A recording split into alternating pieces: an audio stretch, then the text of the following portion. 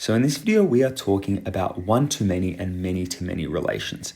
So as I've written in this first sentence, if a graph fails the vertical line test, it is not a function, but a relation. So you can see from these dotted lines that I've drawn that in both of these graphs, when I pass these lines through, they pass through the graph more than one time. I get that happening here as well. So these are failing the vertical line test. Now these two graphs are examples of one-to-many and many-to-many relations. Now you'll notice here that in this graph on the left, these individual x values, so this one x value produces multiple y values.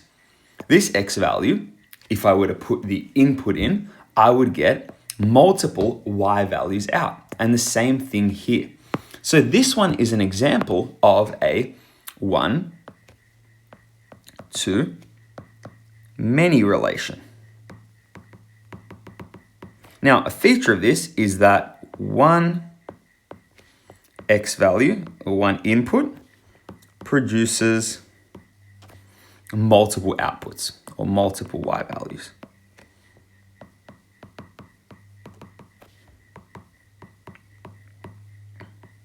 And it's in the name, like we spoke about before. One x value produces many y values. Now, something unique about this one on the right-hand side is that we notice that if I look at my horizontal line test, so if I draw a horizontal line, we'll notice that we actually get something different happening compared to the previous example. In this particular case, if you look at the graph on the left-hand side, doing this horizontal line test, it passes this test. So it only cuts this graph one time, whereas on the right, it cuts it twice.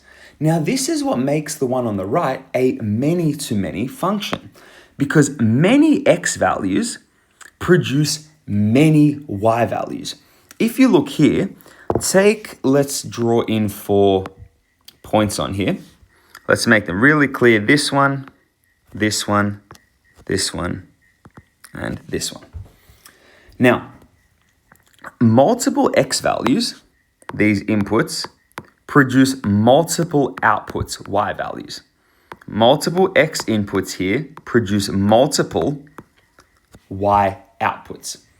So we need to give this a different name because the relation behaves differently to the first one.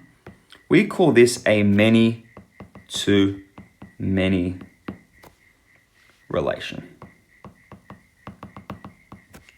Now, with this many-to-many relation, we can say multiple/many x inputs produce many or multiple y outputs. So in doing this, we have defined over this video and the previous video 4 different types of relationships between variables. In our functions, we had one-to-one and many-to-one. In our relations, we have one-to-many and many-to-many. And once again, we read this as many x values produce many y values. Now, all of these behave differently. And later on, we will look at some examples where we apply these and try to categorize different functions in this particular way. But that brings us to the end of the video. Thank you so much for watching, and I'll see you next time.